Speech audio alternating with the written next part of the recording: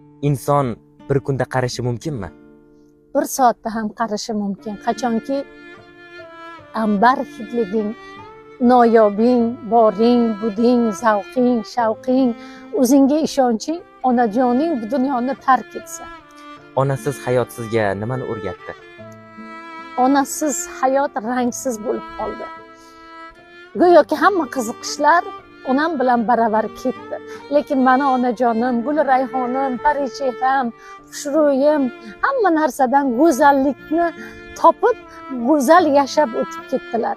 Go'zal muomala, saxovat, xayr, mehnatkashlik, fidoyilik, farzandiga jon fidolik kabi jamiki hislatlar ularda mujassam edi. Demakki, ularning zurriyodi ekanmiz, xuddi shunday yashashga mahkummiz, majburmiz. Ular shuni o'rgatib ketdilar. Pozitivlikni, zavqqa, shavqqa to'lib oxirgi daqiqalarida ham go'zallikdan zavqlandilar. Ammo meni qiynaydigani, onamga o'zim xohlaganday mehr muruvvat ko'rsata olmadim degan armon ko'nglimda. O'sha uchun onasi hayotlar, otasi hayotlar, ularni tirikligida mehringizni, muhabbatingizni, boringizni, budingizni bering. Zero keyin afsus nadomatlar iskanjasida qolmang. Ularsiz yashash ancha qiyinroq ekan.